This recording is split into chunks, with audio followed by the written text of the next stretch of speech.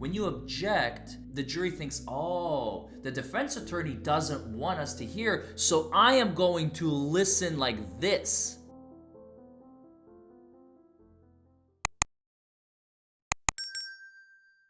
Well, hello everybody, and welcome back to your favorite show on the internet, Raw Law Unfiltered, with your favorite host of all time, the DUI Guy. Plus, today we're going to continue the saga of the video, Watch a Cop Get Pulverized in Court. Last we left off, the prosecutor is still doing the direct examination, which is a fancy word for asking questions of his own witness. The direct examination of the police officer, Officer Oliver. So let's continue. And could you see him urinating on the side of the car wash, just driving up and down Highway 93 South? Yes. Okay. All right. So then you said you saw Now, the gentleman. notice that was the leading question. You saw him driving up and down, 93 South. That was actually a leading question. Leading questions are not permissible on direct examination. Well, why didn't you object, DUI Guy? Are you a bad lawyer? No, of course not. There are certain leading questions that are simply ministerial, I guess would be the word you would use, in nature. They're about facts that are completely inarguable.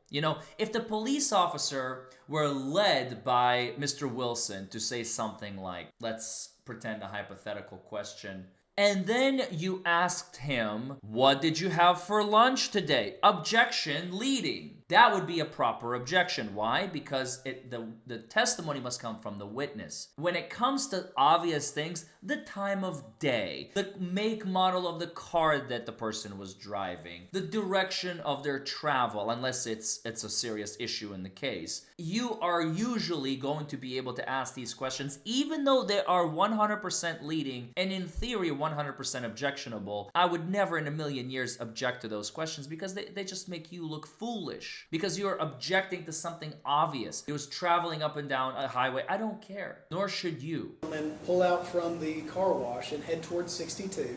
Correct. If you would, pick up on your testimony from there about when you encountered Mr. Fernandez. And that's exactly what Lee Wilson was doing, the prosecutor, in that moment. He was simply redirecting the officer. Let's talk about, after this all happened, tell us about that. And he opens the door. Well, I conducted the traffic stop on 62 West, approaching driver's side. Also, notice, if you watch the first video, if you haven't, you absolutely have to, in order to understand where we are now. Officer Oliver was deprived of his citation, so he can no longer just sit there and read it, like this. Now he's getting a little bit uncomfortable. Notice his change in demeanor between the first video and the second video. How he's a little bit uncomfortable. He's a little bit shaky, just as the prosecutor was a few seconds ago. Spoke with Mr. Fernandez, and while I was speaking with him, I could smell alcohol coming from the vehicle. While I was asking for license information, insurance, I noticed that his speech seemed to be a little bit slurred. I asked him to exit the vehicle so I could conduct some field sobriety tests. First test that I conducted was I attempted to conduct the horizontal gaze nystagmus, which requires an individual to not move their head back and forth as I conduct an eye test. And what we're trying to see is nystagmus, which is an involuntary twitching of the eyes if somebody's under the influence of alcohol. While I was attempting to do that, I wasn't able to complete the test because Mr. Fernandez continued to move his head back and forth. So we moved on to another test, which was a one-leg stand, which basically just requires a person stand on one leg with their arms down at their side and count out loud. During that test, Mr. Fernandez was using his arms for balance to keep from putting his foot down. We also did the walk and turn, which basically has the individual walk heel to toe as they're counting out loud. When Mr. Fernandez started that test, he lost his balance at the first step. After we completed the test, and based on everything that I had seen, I didn't feel comfortable letting Mr. Fernandez drive at that point. I felt like that he was a danger to himself and the others on the road if I let him leave. So he was placed under arrest, transported over to Lyon County Jail. So let's stop it right there for just a second. The field sobriety tests. This will become very important in the subsequent videos on this particular topic, because the police officer doesn't really explain in detail about how to conduct these tests. And you will see in my cross-examination in future videos on this series how much the officer lacked in knowledge about this whole situation.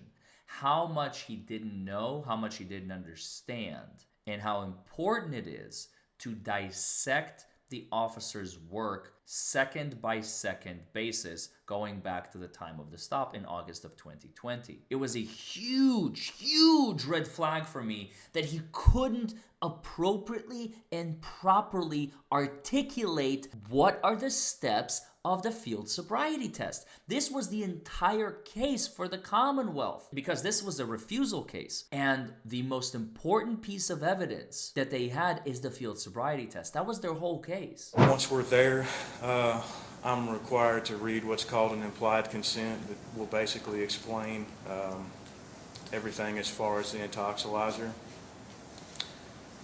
Mr. Fernandez had stated... And again, why is he not reading it into the record? That would be a very important moment to read it into the record. You'll notice that this county and this police officer in this county is doing things on a very halfway basis. He's not really filling in, protecting the record. He should be reading the implied consent into the record at this point. He just kind of skipped over it. I read him the implied consent. I don't remember what it says, but it says yada yada and something like that. Moving on.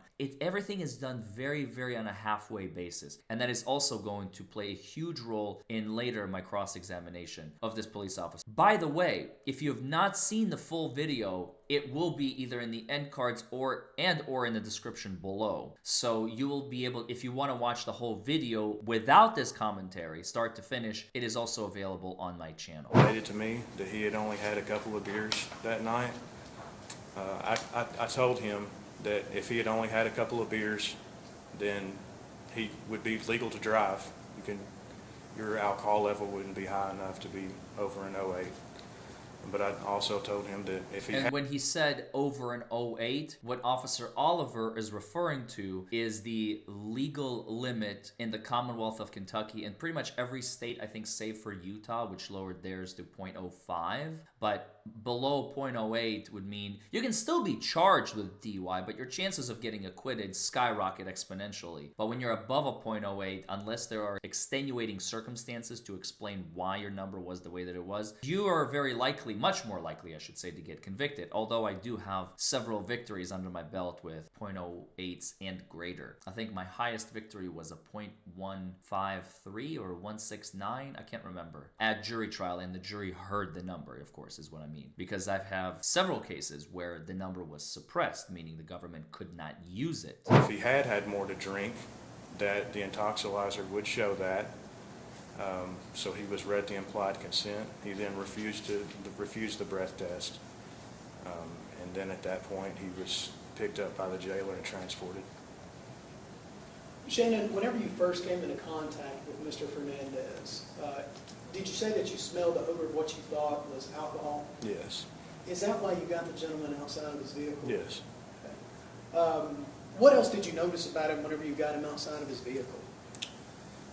Basically, like I said, I could smell the odor of alcohol on him. His speech was a bit slurred.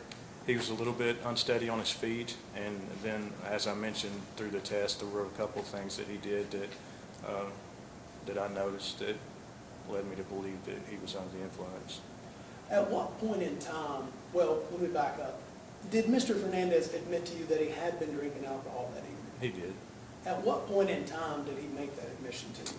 Well, once I was out speaking with him behind the vehicle before we conducted the test, he said, I believe he said that he had been at his brother's residence and that he had drank a couple of beers there.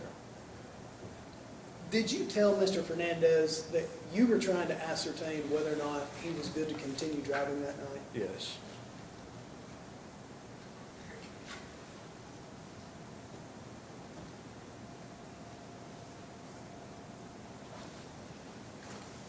Whenever you came into contact with Mr. Fernandez, before he made the admission to you that he'd been drinking alcohol, did you already suspect that he was under the influence of alcohol?